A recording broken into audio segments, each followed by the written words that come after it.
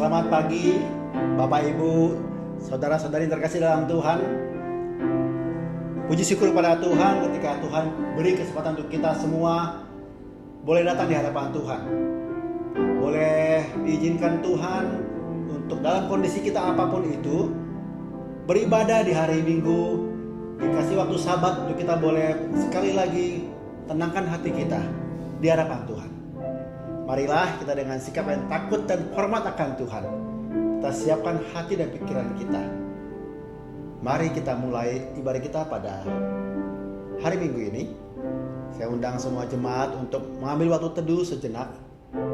Saya akan bacakan Mazmur. Dari Mazmur yang ke-62 ayat 1 dan 2. Mengatakan, untuk pemimpin biduan menurut Yedutun, Mazmur Daud. Hanya dekat Allah saja aku tenang, daripadanya lah keselamatanku. Hanya Dia gunung batuku dan keselamatanku, kota bentengku, aku tidak akan goyah.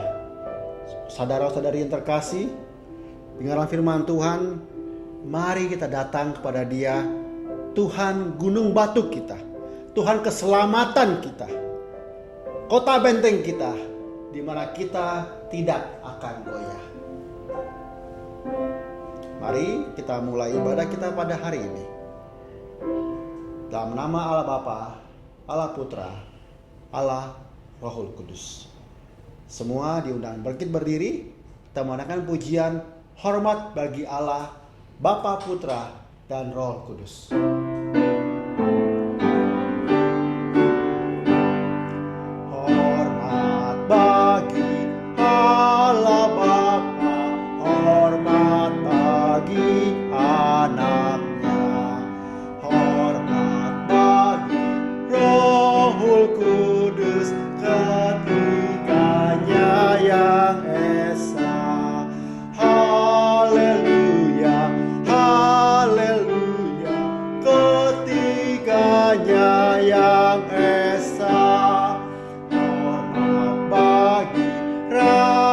Surga Tuhan kau manusia, hormat bagi Raja Gereja di seluruh dunia. Haleluya, haleluya, haleluya, di seluruh dunia.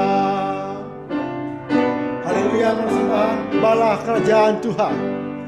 Haleluya, persembahan bala kerajaanmu, diletakkan siang malam di hadapan tatanya. Haleluya, haleluya, di hadapan tatanya. Mari kita berdoa. Sungguh Tuhan, kami bersyukur pada Engkau Allah pencipta langit dan bumi. Kami bersyukur pada Tuhan yang boleh memilih kami dalam keselamatan, sudah memilih kami sebelum kami di dalam kandungan ibu kami. Terima kasih Tuhan, hari ini Bapa, dalam kondisi kami yang beragam-ragam di berbagai tempat, kami boleh diizinkan Tuhan untuk memasuki ibadah minggu yang sudah Tuhan siapkan. Terima kasih Bapa, sungguh kami berucap syukur untuk setiap keluarga, untuk setiap suka dan duka yang kami alami. Kami mengucap syukur untuk setiap hal yang boleh terjadi dalam hidup kami. Dan biarlah Tuhan saat ini Engkau boleh tuluskan kami, Engkau yang boleh perkenankan kami di setiap rumah-rumah, di setiap sofa, di setiap lantai, di setiap kamar, di setiap apapun di mana kami beribadah, memakai handphone, memakai laptop, memakai TV, apapun itu channelnya ya Tuhan. Sungguh Allah boleh tolong kami boleh menikmati puji-pujian, menikmati penyembahan, menikmati dan dikuatkan oleh firman Tuhan akan diberitakan. Sungguh Allah, tolonglah kami, berkenanlah atas ibadah ini, dan biarlah Allah yang boleh dimuliakan, disenangkan atas ibadah minggu kami pada hari ini. Dalam nama Tuhan Yesus Allah kami hidup, kami serahkan sepenuhnya diri kami dalam tangan Tuhan. Amin. Amin. Kita akan tetap berdiri, kita bacakan pengakuan iman rasuli secara perlahan-lahan dengan iman kita. Kita katakan 1, 2, dan 3. Aku percaya pada Allah, Bapa yang Maha Kuasa, Khalik langit dan bumi, dan kepada Yesus Kristus, anak yang tunggal Tuhan kita, yang dikandung dari Roh Kudus, yang lahir dari anak darah Maria, yang menderita sengsara di bawah pemerintahan Pontius Pilatus, disalibkan, mati dan dikuburkan, turun ke dalam kerajaan maut. Pada hari yang ketiga bangkit pula dari antara orang mati, naik ke surga, duduk di sebelah kanan Allah, Bapa yang Maha Kuasa. Dan dari sana ia akan datang untuk menghakimi orang yang hidup dan yang mati. Aku percaya pada Roh Kudus, kerajaan kudus dan persekutuan orang kudus, pengampunan dosa, kebangkitan daging dan hidup yang kekal. Amin. Kita naikkan pujian, hormat diberi.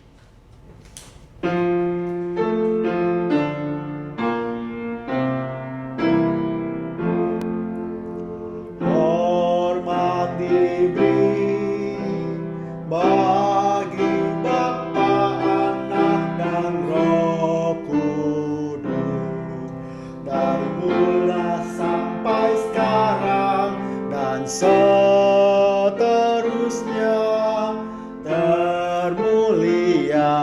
Amin.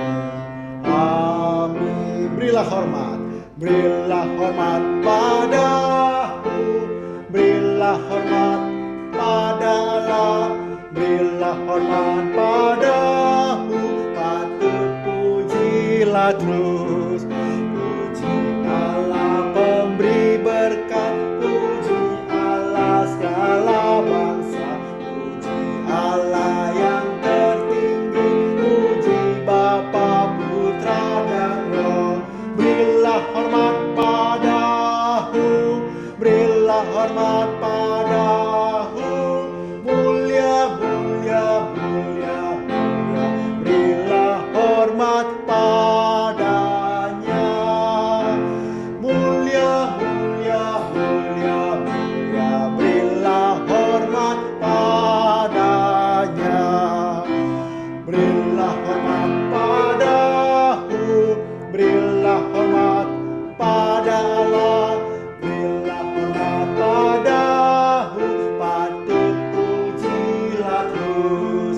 Puji Allah pemberi berkat, puji Allah segala bangsa, puji Allah yang tertinggi, puji Bapa, Putra dan Roh. Berilah hormat padaku, berilah hormat padaku, mulia, mulia, mulia, mulia. Berilah hormat padanya, mulia, mulia, mulia, mulia. Berilah hormat padanya. Jemaat bisa duduk kembali. Firman Tuhan Mazmur 143 ayat 9 sampai 12 mengatakan, lepaskanlah aku daripada musuh-musuhku ya Tuhan, padamulah aku berteduh. Ajarlah aku melakukan kehendak-Mu, sebab Engkaulah Allahku. Kiranya roh-Mu yang baik itu menuntun aku di tanah yang rata. Hendupkanlah aku oleh karena nama-Mu ya Tuhan. Keluarkanlah jiwaku dari dalam kesesakan demi keadilan-Mu. Binasakanlah musuh-musuhku demi kasih setiamu, dan lenyapkanlah semua orang yang mendesak aku, sebab aku ini hamba-Mu. Mari kita tundukkan kepala, kita mengakui dosa dan minta ampun pada Tuhan. Kepada Allah yang berdaulat, kepada Allah yang suci, kepada Allah yang kudus, kami mengaku setiap dosa dan pelanggaran kami. Kami mengakui kelemahan-kelemahan kami. Kami mengaku setiap kami kompromi dengan dosa-dosa dunia ini dan kedagingan yang tawarkan oleh dunia ini. Sungguh Tuhan, ampuni kami, biarlah Roh Kudus yang boleh terus memperbaharui hidup kami hari demi hari, dan kami boleh melihat pengampunan Tuhan begitu berharga, pengampunan Tuhan begitu suci, dan ajar kami, kuatkan kami untuk tidak melakukannya lagi. Sungguh Bapa, apapun itu Engkau tahu, yang kami lakukan di tempat yang tersembunyi, Tuhan juga tahu, dan Tuhan, Engkau tidak pernah kompromi dengan dosa, dan Engkau jijik dengan dosa.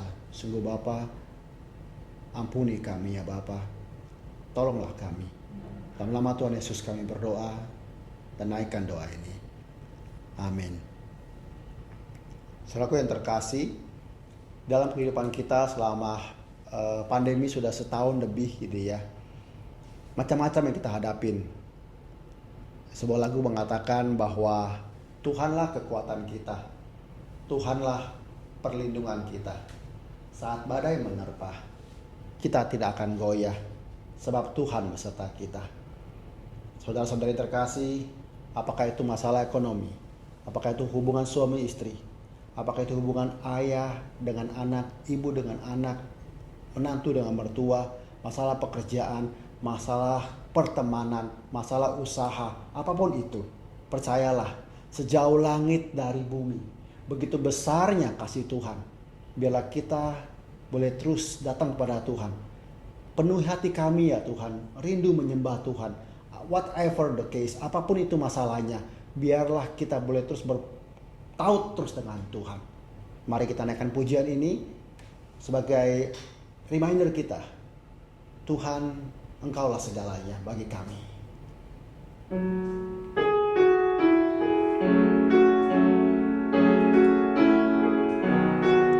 Engkaulah kekuatanku.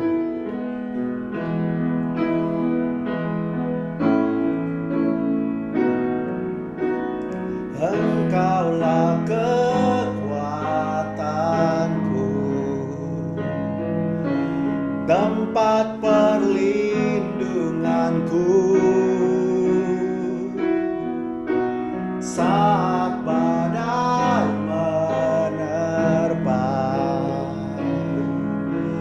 Aku tak akan goyah,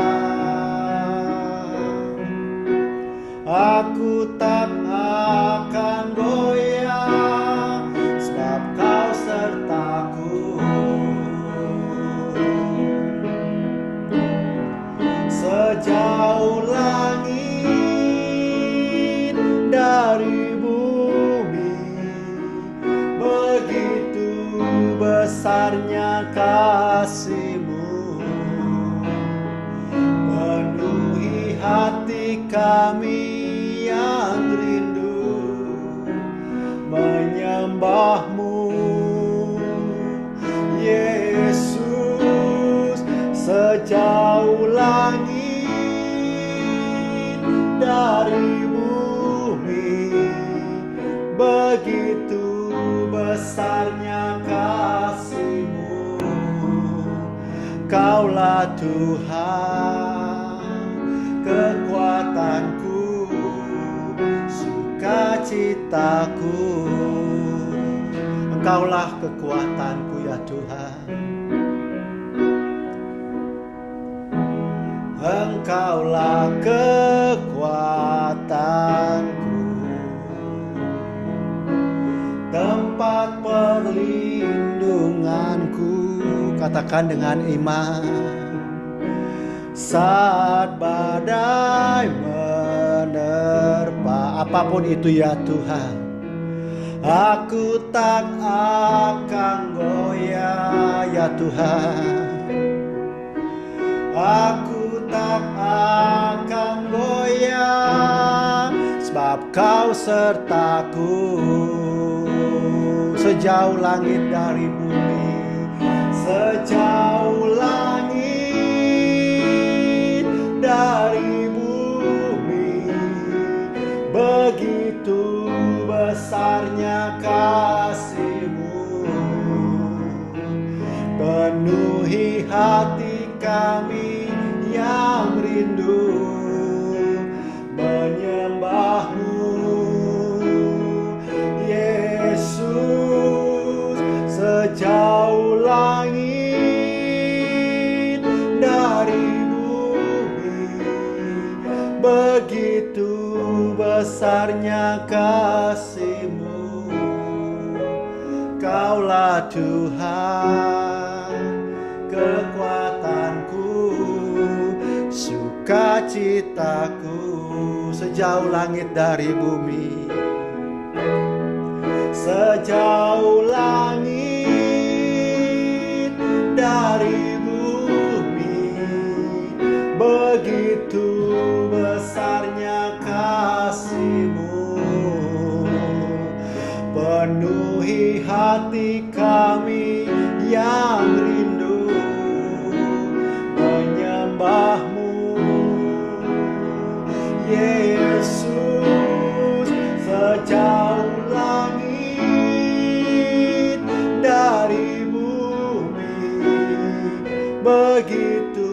besarnya kasih-Mu, Kaulah Tuhan, kekuatanku, sukacitaku. Saya bacakan ayat Alkitab dari Roma 12. Ayat yang ke-12. Sebuah ayat yang saya sedang renungkan gitu ya. Dalam pelayanan saya di tempat lain mengenai seperti ini saya bacakan. Bersukacitalah dalam pengharapan, sabarlah dalam kesesakan, dan bertekunlah dalam doa. Sekali lagi saya bacakan Roma 12 ayat 12. Bersukacitalah dalam pengharapan, sabarlah dalam kesesakan, dan bertekunlah dalam doa. Ya, dalam bahasa Inggris mengatakan be joyful in hope, gitu ya. Kemudian sabarlah dalam kesesakan, be patient in tribulation atau affliction. Bertekunlah dalam doa, be faithful in prayer. Jadi yang kita hadapin saat ini, saudara-saudari yang terkasih, Paulus mengatakan Allah beserta kita. Bersukacitalah dalam setiap apapun yang kita harapkan, jangan menggerutu. Kemudian sabar dalam kesesakan, jangan mendahului apa yang Tuhan mau. Sabar, slow down gitu ya. Pandemi ini kita banyak belajar, kita punya waktu banyak bersama Tuhan. Jika kita di rumah, semua di rumah, ya kita slow down gitu ya. Gak usah terlalu hektik sana sini. Dan terus bertekunlah dalam doa. Teruslah dalam doa. Be faithful in prayer gitu dalam maksudnya terus beriman dalam terus bertekun dalam doa. Jangan sekali-kali kita putus dalam berjaga-jaga dalam doa. Ya. Sebuah lagu yang baik mengatakan segala sesuatu ada waktunya Tuhan. Kalau sesuatu Tuhan izinkan terjadi untuk kebaikan kita, bukan untuk suatu hal yang asal-asalan. Mari sebelum kita masuk dalam doa syafaat, kita gunakan suatu pujian, waktu Tuhan.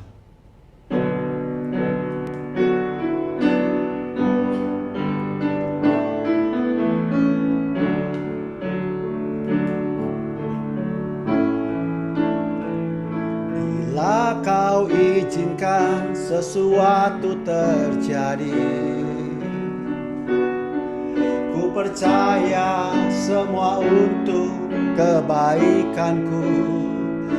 Bila nanti telah tiba waktumu, ku percaya kuasa-Mu memulihkan hidupku. Bila Kau izinkan sesuatu, bila Kau izinkan sesuatu terjadi,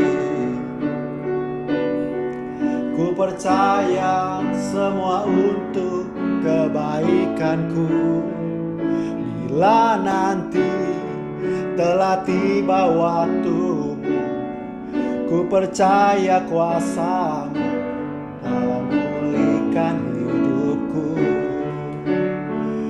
Waktu Tuhan pasti yang terbaik, walau kadang tak mudah dimengerti. Lewati cobaan, ku tetap percaya waktu Tuhan pasti yang terbaik. Bila Kau izinkan sesuatu, bila Kau izinkan sesuatu terjadi, ku percaya semua untuk kebaikanku. Bila nanti telah tiba waktumu, ku percaya kuasa-Mu memulihkan hidupku. Waktu Tuhan pasti yang terbaik, walau kadang tak mudah dimengerti. Lewati cobaan, ku tetap percaya waktu Tuhan pasti yang terbaik. terbaik. Waktu Tuhan pasti yang terbaik. Walau kadang tak mudah dimengerti, lewati cobaan, ku tetap percaya waktu Tuhan pasti yang terbaik. Dengan perlahan, waktu Tuhan pasti yang terbaik. Walau kadang tak mudah dimengerti, lewati cobaan, ku tetap percaya waktu Tuhan pasti yang terbaik. Lewati cobaan, ku tetap percaya waktu Tuhan pasti yang terbaik. Lewati cobaan, ku tetap percaya waktu Tuhan pasti yang terbaik. Waktu Tuhan pasti yang terbaik. Waktu Tuhan pasti yang terbaik. Mari kita berdoa. Sungguh Bapa, kami bersyukur ketika firman Tuhan mengingatkan kami untuk kami terus bersuka cita dalam pengharapan, untuk kami terus sabar dalam kesesakan, untuk kami boleh diingatkan untuk terus beriman, tak berhenti dalam berdoa kepada Engkau. Kami bersyukur Tuhan, ada janji-Mu yang mengatakan segala sesuatu yang terjadi adalah untuk kebaikan kami. Tuhan, ajarkan kami Bapa menanti waktunya Tuhan, mengerti isi hati Tuhan, dan tulus berjalan sepadan dengan maunya Tuhan. Ampuni kami kalau kami terlalu cepat dan tidak sabar dalam kesesakan yang terjadi dalam hidup kami. Kami terlalu cepat mengambil kesimpulan. Kami terlalu cepat untuk kompromi dalam hidup ini. Pandemi begitu lama terjadi. Kami tidak tahu apa yang akan terjadi di dalam masa depan kami. Dan kami tahu Tuhan memegang hari esok kami. Dan kami tahu hari-hari kami tidak boleh dilalui dengan percuma. Hari-hari kami hari yang harus menyenangkan hati Tuhan.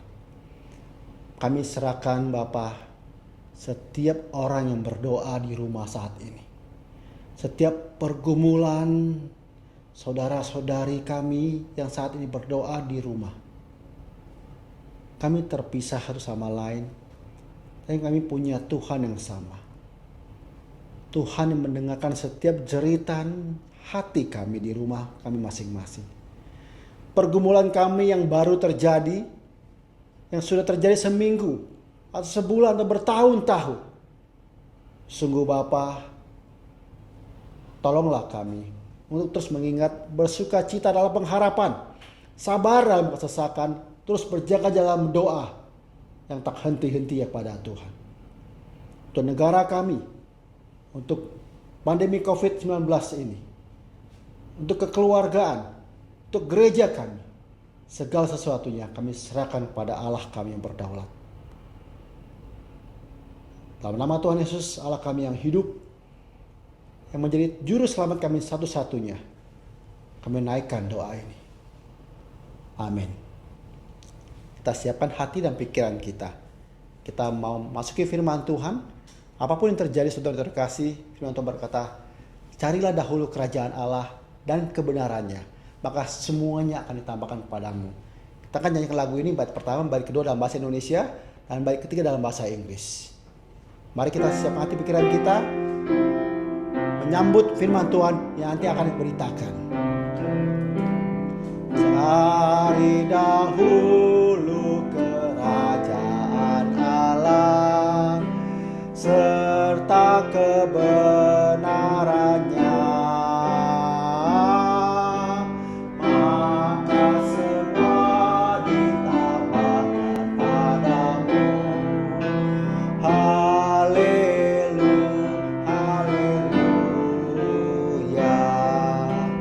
Mintalah Tuhan pasti memberi, carilah kau pasti dapat, pintu dibukanya bila kau ketuk. Haleluya, haleluya. Seek ye first the kingdom of God and His righteousness. Seek ye first the kingdom of God and His righteousness, and all these things shall be added unto you. Hallelujah.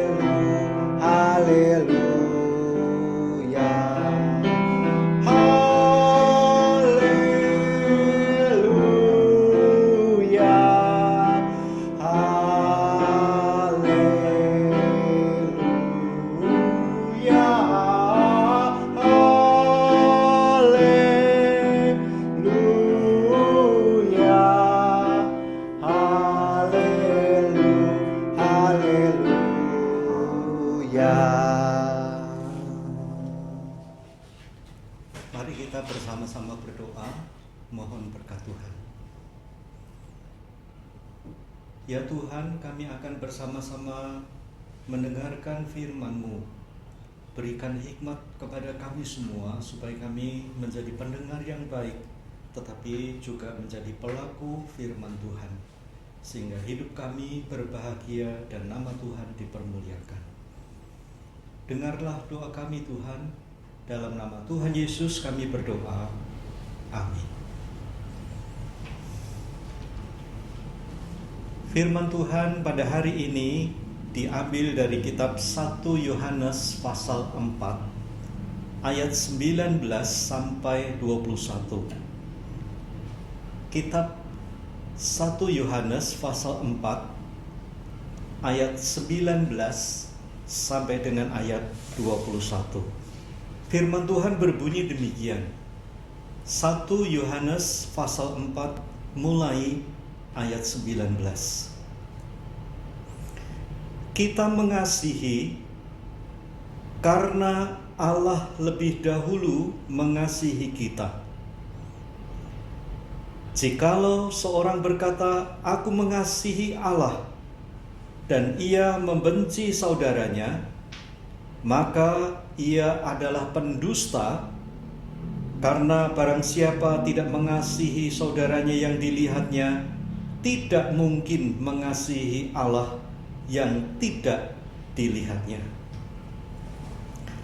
Dan perintah ini kita terima dari Dia, barang siapa mengasihi Allah, ia harus juga mengasihi saudaranya. Hari ini firman Tuhan diberi tema mengasihi sesama. Mengasihi sesama. Hari ini banyak orang membicarakan mengenai kasih. Bahkan bukan hanya membicarakan mengenai kasih. Hari ini banyak orang mengadakan suatu perayaan, yaitu mengenai kasih. Hari kasih sayang. Saudara-saudara yang dikasihi oleh Tuhan, bukan hanya dibicarakan kasih itu, banyak orang yang sibuk mempersiapkan coklat, mempersiapkan bunga, mempersiapkan hadiah-hadiah kecil yang diberikan kepada orang-orang yang mereka kasihi. Dengan suatu harapan kasih itu terus terjaga, kasih itu tetap terpelihara, bahkan kasih itu akan bertumbuh makin hari makin besar. Berbicara mengenai mengasihi, pada umumnya semua orang sudah mengetahuinya. Apalagi kalau mengasihi diri sendiri, tidak usah dibicarakan lagi itu. Pasti otomatis semua orang mengasihi dirinya sendiri. Banyak orang mengajarkan agar kita mengasihi sesama kita. Orang-orang yang tidak percaya kepada Tuhan pun akan mengajarkan keluarganya, mengajarkan orang-orang yang ada di sekitarnya untuk saling mengasihi, untuk saling hidup rukun, untuk saling memperhatikan orang-orang lain. Salah satu agama yang lain, mereka belajar untuk menonjolkan ajaran mengenai kasih itu, mengasihi orang lain, dengan membuat satu stasiun televisi kasih besar.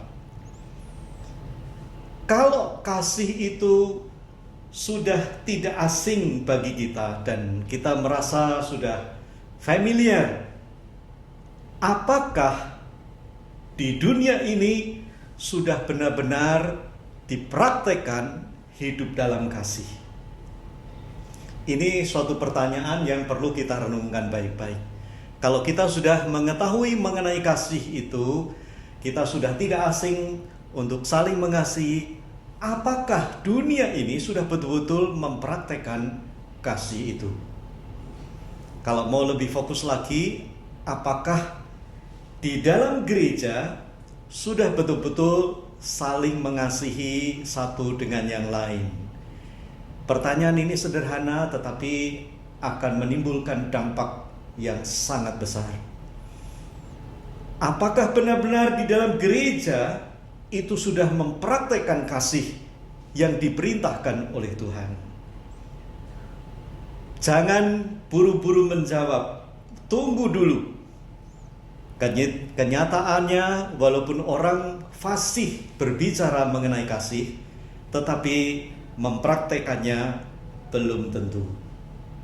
Coba perhatikan baik-baik. Perang terjadi di mana-mana. Perselisihan, pertengkaran yang sederhana sampai yang begitu rumit. Kebencian yang nampaknya sederhana sampai begitu serius sehingga menimbulkan perang antar bangsa.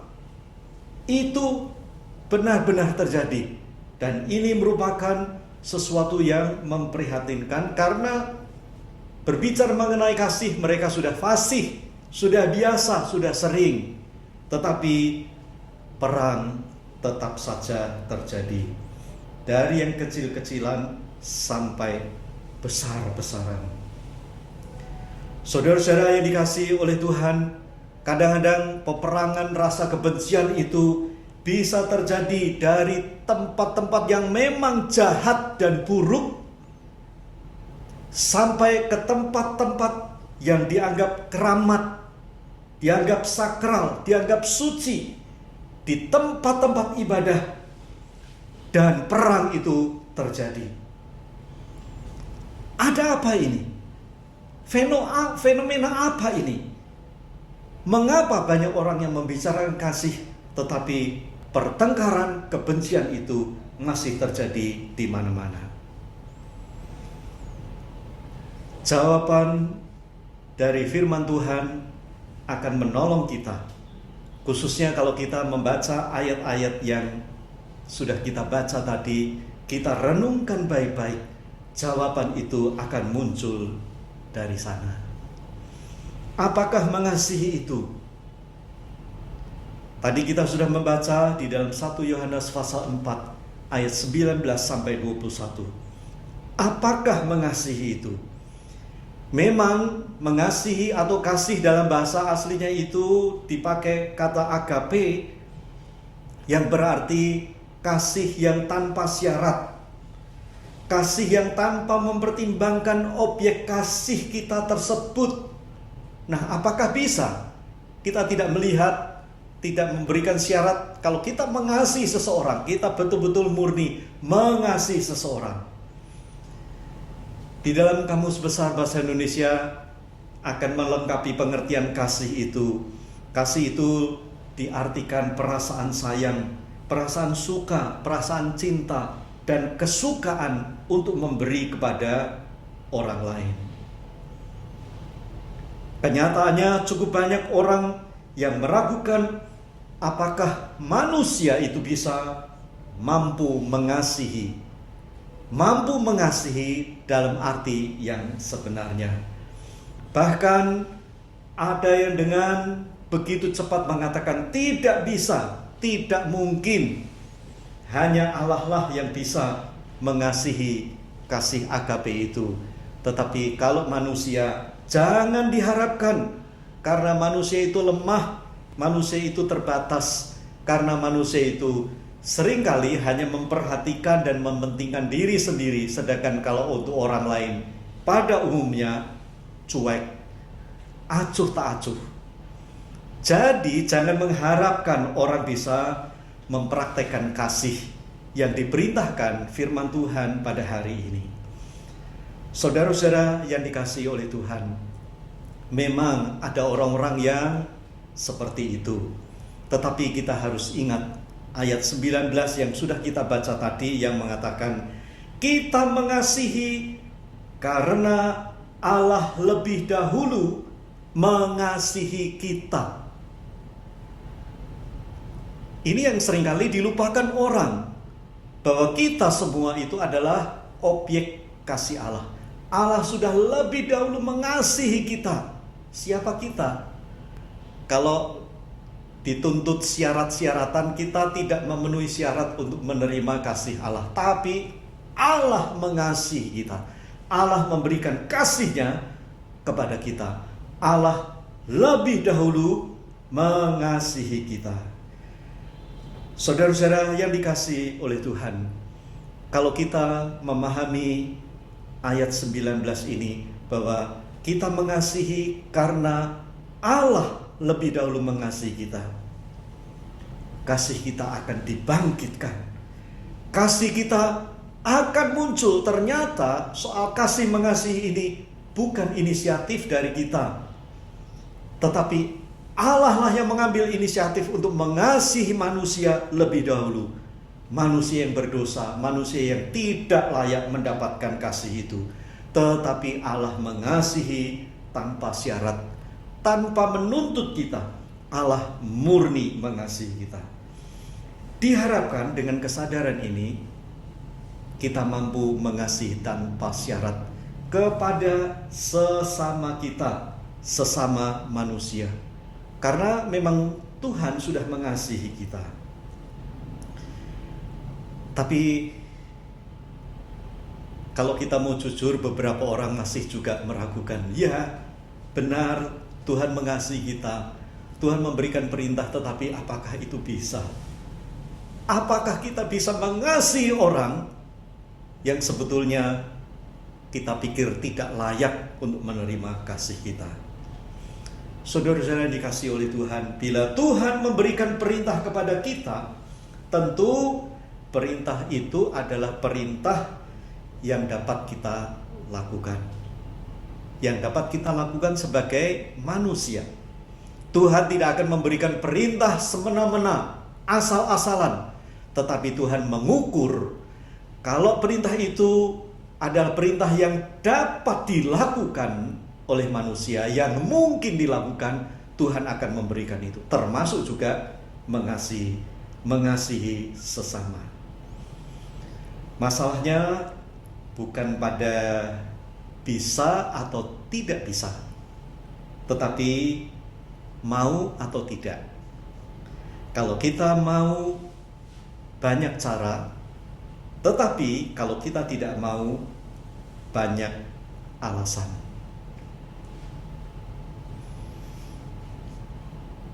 Saudara-saudara, pernahkah saudara mendengar satu istilah, cinta itu buta? Cinta itu buta. Ini populer di kalangan remaja, khususnya di waktu pacaran. Cinta itu buta itu maksudnya, kalau sudah cinta itu seringkali mata tertutup, tidak bisa melihat atau tidak mau melihat, tidak mau pusing, yang penting cinta.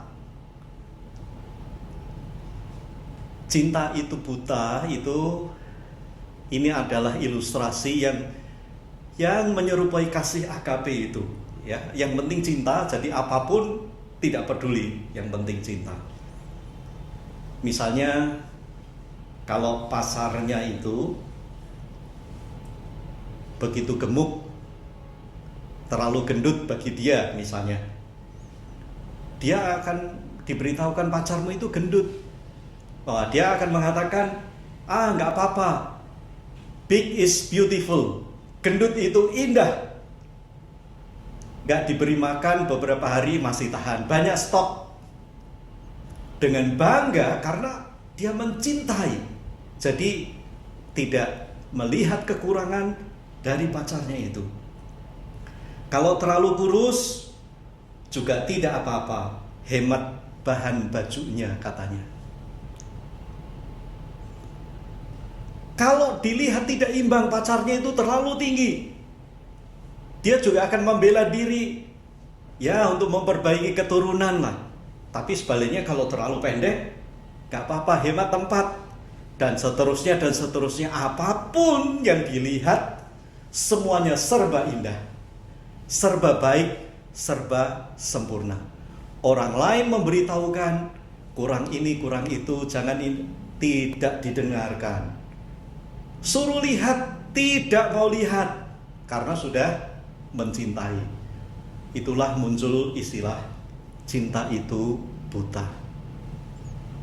Sebetulnya bukan karena cinta itu buta, tetapi karena cintanya, karena kasihnya yang begitu besar kepada pacarnya itu, menutupi segala macam kekurangan yang ada. Kasih menutupi segala macam kekurangan-kekurangan yang ada di pihak orang lain. Dengan munculnya kasih dalam diri seseorang, dia mampu tidak melihat kekurangan, tidak melihat dosa, tidak melihat hal-hal yang buruk, tapi cintanya itu, kasihnya itu menutupi segala sesuatu. Saya pernah punya seorang teman pendeta juga, melayani di sebuah desa. Kami akrab, serombongan akrab satu dengan yang lain. Ya, maaf kalau saya ceritakan, teman saya yang satu ini punya bau badan yang kurang menyenangkan, ya, baunya kurang sedap. Kami dengan bergurau sampai serius mengingatkan, ini loh, coba dikasih obat ini, pakai itu, mandinya begini, tapi tetap tidak mempan. Suatu saat serombongan teman-teman pendeta ini berkunjung ke rumah pendeta yang kami anggap waktu itu bermasalah dengan bau badannya itu. Nah, ada teman yang mengatakan kepada istrinya juga kami akrab dan kenal, diberitahu, itu loh suamimu bau badannya, dan seterusnya, supaya diharapkan istrinya juga memperhatikan dan memberikan jalan keluar. Tapi dari jawaban sang istri, kami semua terkejut mendengar jawabannya. Apa yang dijawab oleh istrinya pada waktu kami semua mengarahkan supaya menyelesaikan bau badannya itu? Dia mengatakan kalimat yang sederhana yang sampai sekarang masih saya ingat. Dia mengatakan, justru itu yang ngangenin, justru itu yang membuat dia rindu bau badannya itu. Saudara-saudara, saya tidak mengatakan salah atau benar. Saya hanya ingin mengatakan sesuatu. Kalau seseorang sudah mengasihi, kalau seseorang sudah mencintai, keburukan apapun tidak dilihatnya. Selalu ada alasan untuk mengasihi atau mencintai.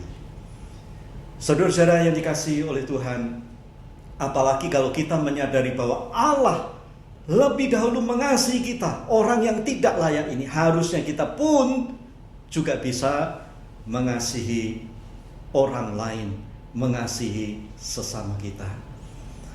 Ada orang yang mampu mengasihi dengan berlimpah-limpah. Dia memang mengasihi semua orang, kelihatan di dalam kehidupan sehari-harinya. Tetapi ada juga orang yang miskin kasih, sulit untuk menerima dan mengasihi orang lain.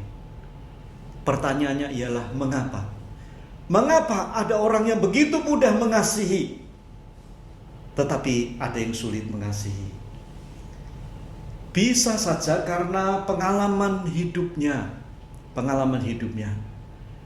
yang tidak terbiasa untuk mengasihi, yang terbiasa hanya untuk mementingkan diri sendiri dan tidak mempedulikan orang lain. Tetapi ada orang yang sudah terbiasa mengasihi orang-orang lain, mengasihi tanpa syarat itu. Kalau kita memiliki uang ratusan miliar rupiah,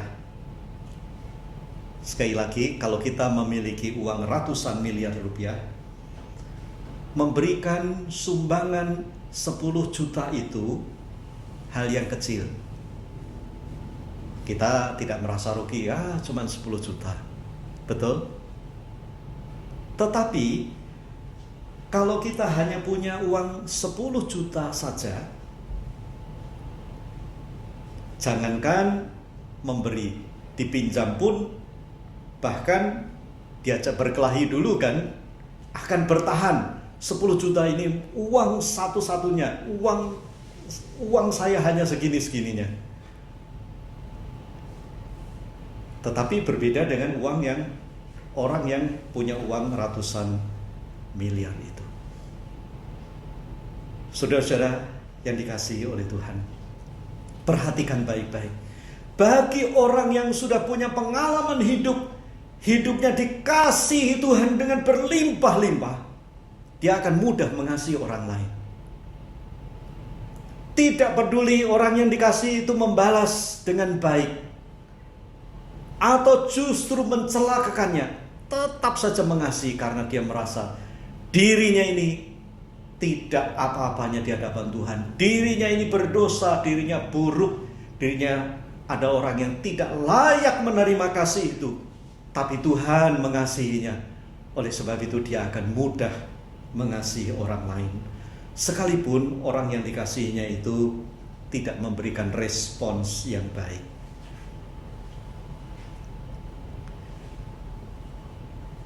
Pengertian mengasihi agape untuk manusia di dalam ayat 19 ini bukan hanya untuk Tuhan saja.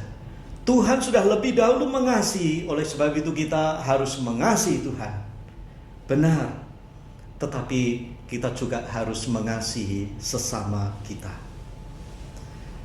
Ada orang yang dirugikan terus-menerus, yang dikhianati berkali-kali, tetapi masih juga mampu mengasihi orang yang melukai hatinya. Harusnya kita sebagai orang-orang yang sudah dikasihi oleh Tuhan mempraktekkan itu dalam hidup kita sehari-hari.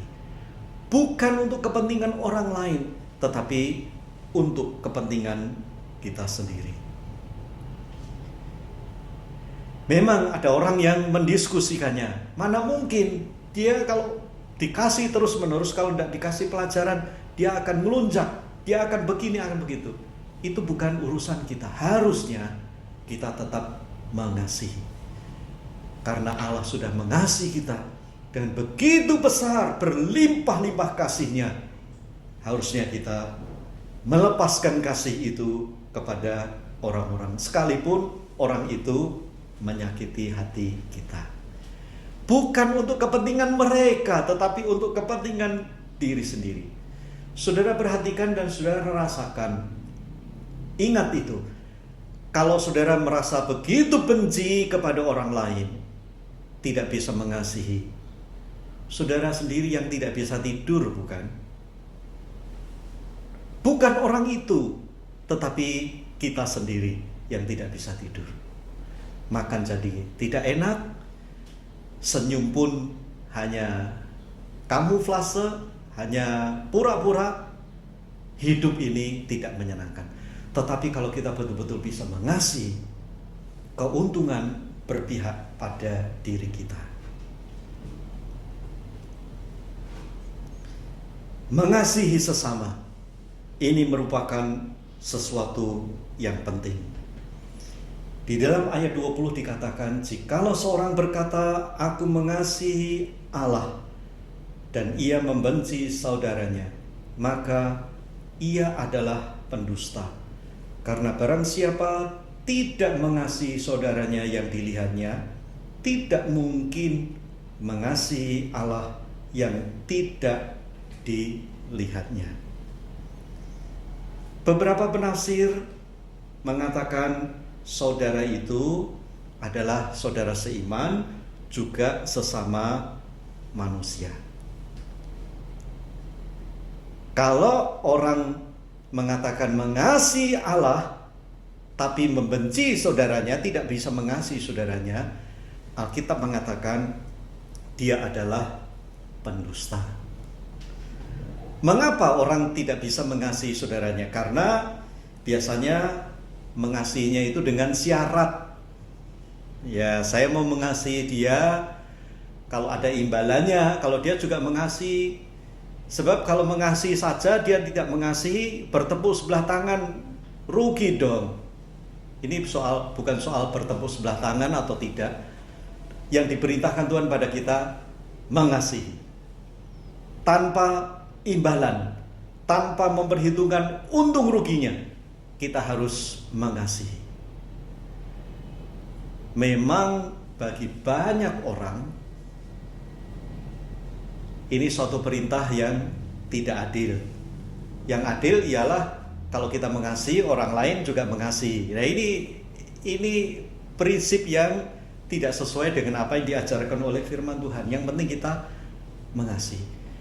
Imbalannya itu sendiri ialah hati kita jadi tenang karena kita sudah melaksanakan firman Tuhan. Ada yang memberi syarat lain. Misalnya kasihnya itu berbatas waktu.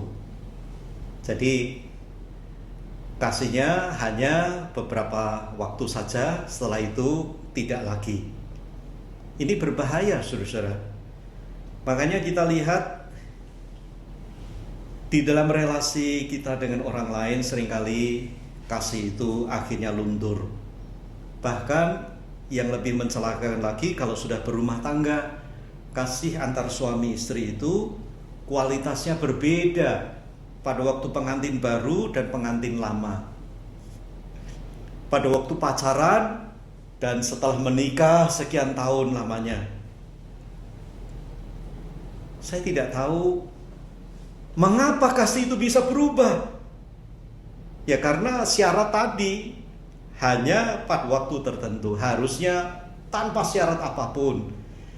Kalau Tuhan sudah memberikan objek kasih yang untuk kita kasih itu, kita harus laksanakan seumur hidup kita. Atau kadang-kadang ada orang yang memberikan syarat.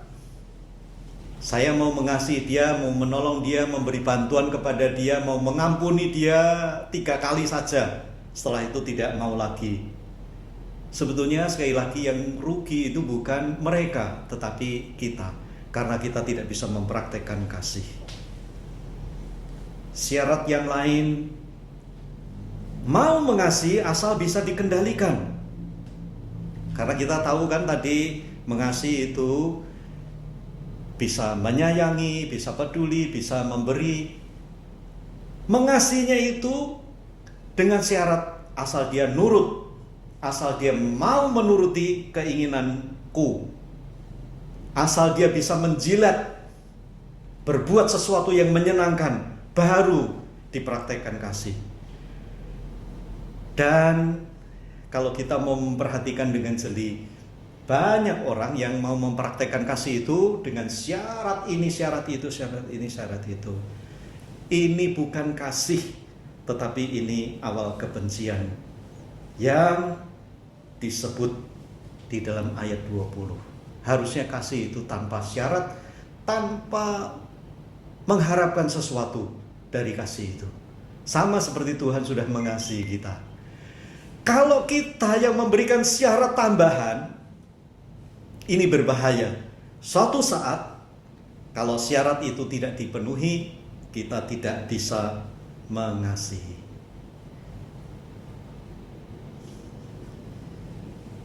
Yang perlu dilakukan ialah apapun yang menjadi halangan kita mengasihi sesama kita perlu disingkirkan, agar hidup kita dalam suasana kasih mengasihi.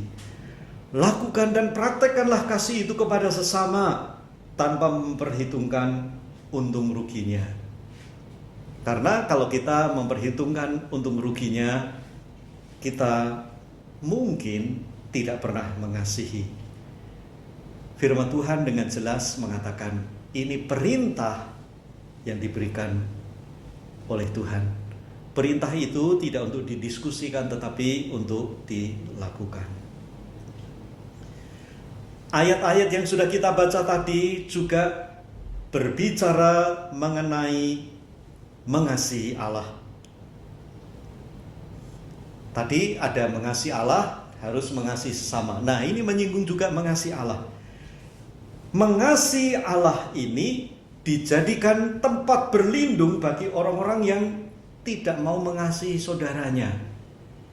Maksudnya, mereka berpendapat yang penting saya mengasihi Allah, saya mengasihi Tuhan, saya memuji Tuhan, saya menyembah Tuhan, saya memberikan persembahan.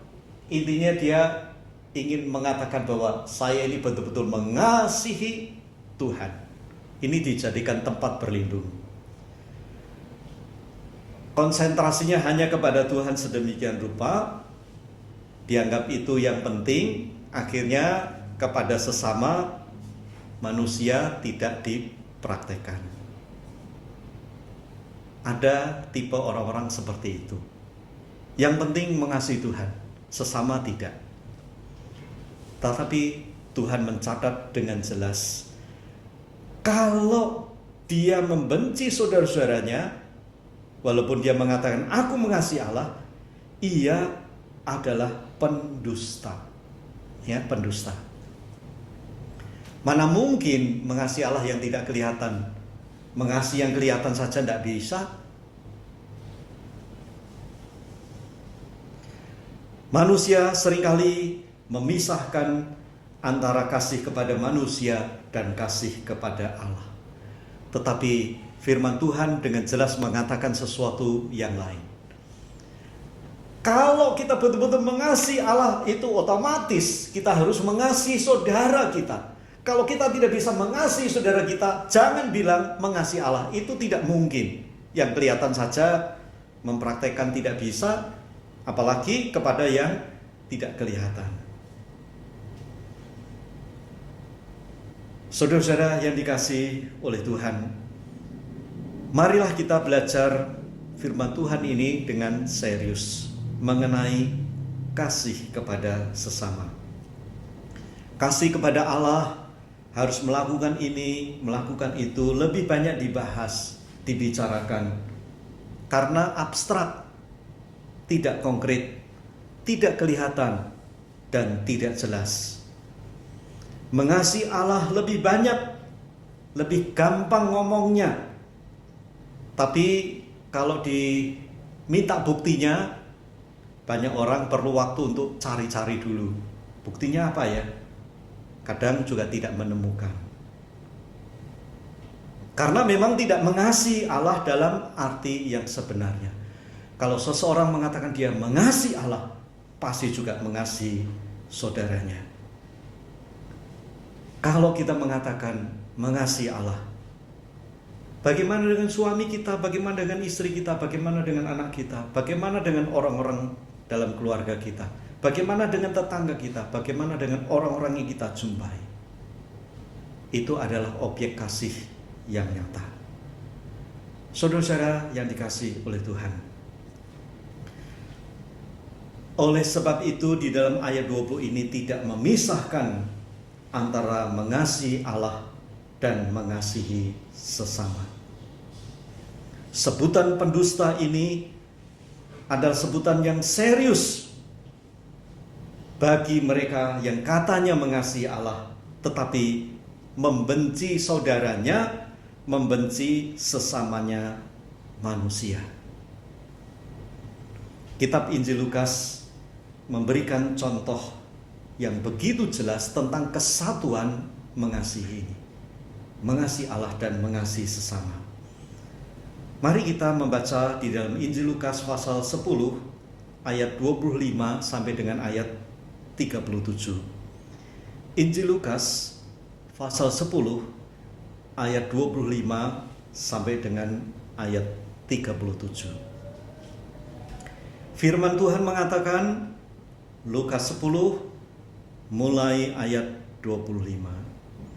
Pada suatu kali berdirilah seorang ahli Taurat untuk mencobai Yesus, katanya, "Guru, apa yang harus kuperbuat untuk memperoleh hidup yang kekal?"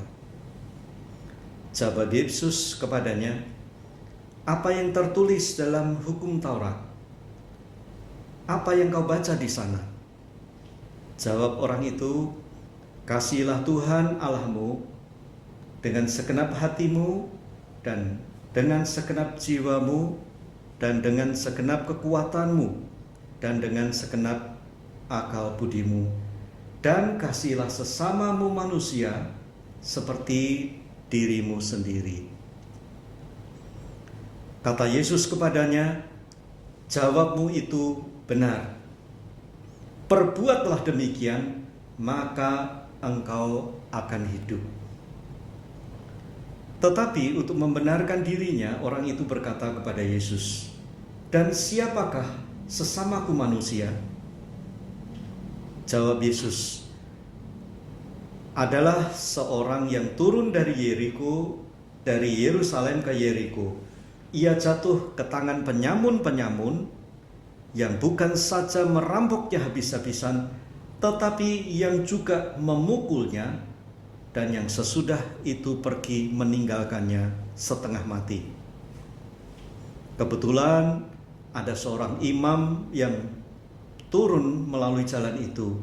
Ia melihat orang itu, tetapi ia melewatinya dari seberang jalan.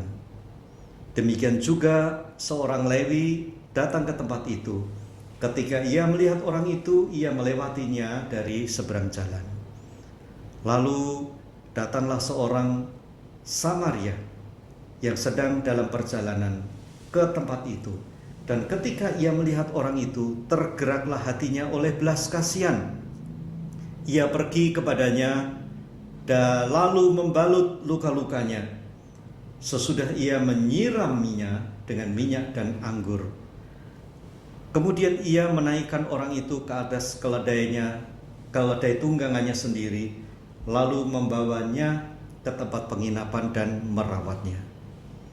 Keesokan harinya ia menyerahkan 2 dinar kepada pemilik penginapan itu, katanya, "Rawatlah dia, dan jika kau belanjakan lebih dari ini, aku akan menggantinya waktu aku kembali." Siapakah di antara ketiga orang ini menurut pendapatmu adalah sesama manusia dari orang yang jatuh ke tangan penyamun itu?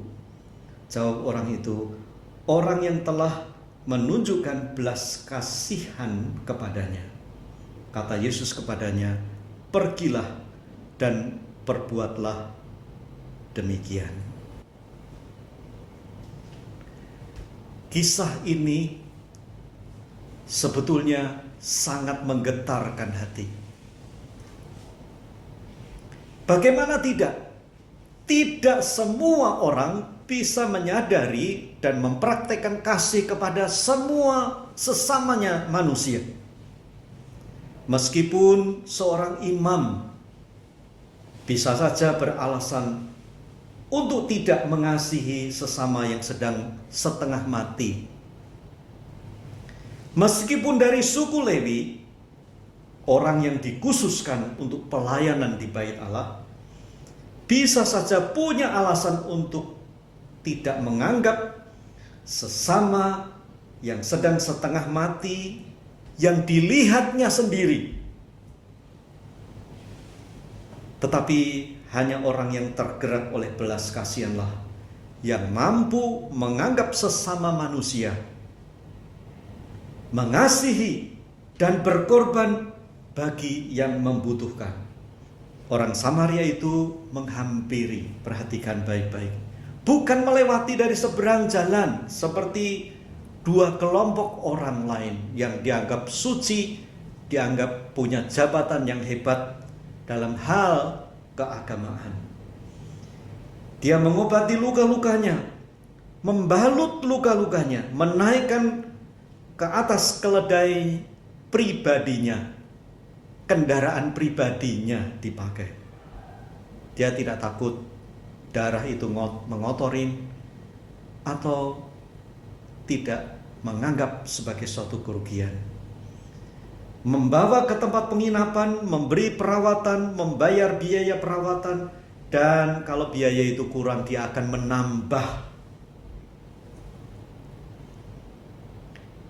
Ini adalah praktek mengasihi sesama. Kasihnya yang besar itu kepada sesama melewati suku, melewati ras, melewati agama, melalui kepercayaan, melewati apapun, yang penting ada sesama yang membutuhkan pertolongan, dia praktekkan kasih itu. Tuhan berharap kita memiliki kepekaan seperti orang Samaria ini, yang peduli dan mengasihi sesama manusia. Memang mengasihi sesama bisa jadi bukan karena jabatan atau kedudukan yang terhormat seperti imam, bukan juga karena suku, ras, atau kelompok tertentu yang diharapkan seperti suku Lewi. Tetapi apakah hati kita tergerak ketika melihat sesama manusia yang sedang membutuhkan dan menantikan kasih kita? Kasih itu tidak hanya sekedar dipraktek, diperingati dan digembar-gemborkan, tetapi perlu dipraktekkan. Mengasihi sesama dan mengasihi Allah bukan untuk dibeda-bedakan, tetapi marilah kita mempraktekkan bersama, karena Tuhan sudah lebih dahulu mengasihi kita. Apapun alasan kita untuk sulit mengasihi orang lain, ingat, Tuhan sudah lebih dahulu mengasihi kita walaupun kita tidak layak. Oleh sebab itu, praktekkanlah mengasihi sesama. Amin. Kita berdoa untuk firman Tuhan. Tuhan, kami bersyukur untuk firman Tuhan hari ini. Biarlah Tuhan memampukan kami untuk melakukannya. Berkatilah kami semua. Dalam nama Tuhan Yesus kami sudah berdoa. Amin.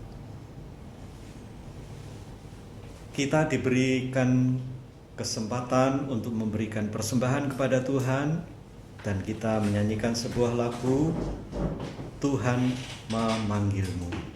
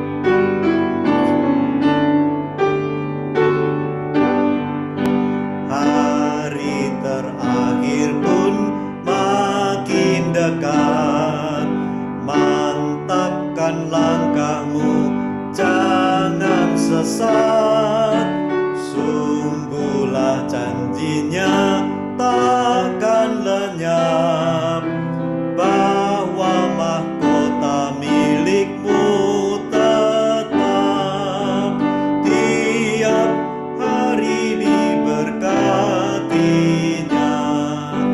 Namun yang terbaik dimintanya, walaupun tak besar talentamu, beri yang terbaik kepada Tuhanmu. Kita berdoa. Ya Tuhan, terimalah persembahan yang sudah terkumpul.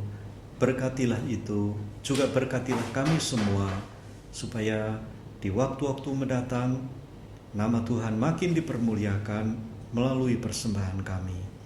Dengar doa kami Tuhan, dalam nama Tuhan Yesus kami berdoa. Amin. Mari kita menyanyikan lagu pengutusan Ku Tak Mau Hidup Percuma.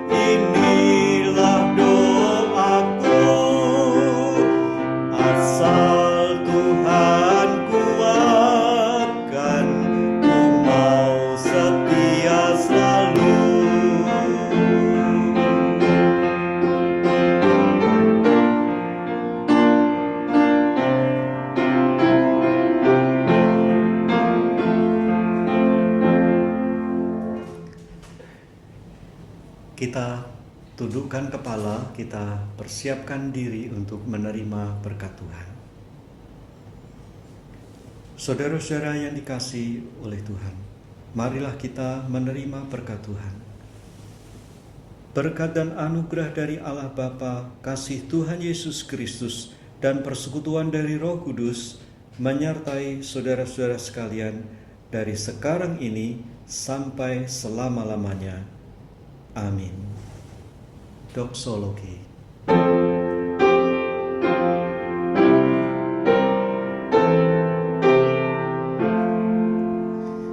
Puji Allah Bapa Putra,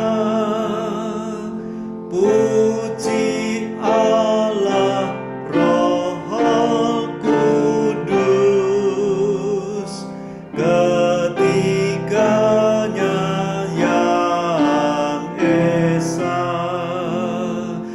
Pohon selamat, sumber berkat.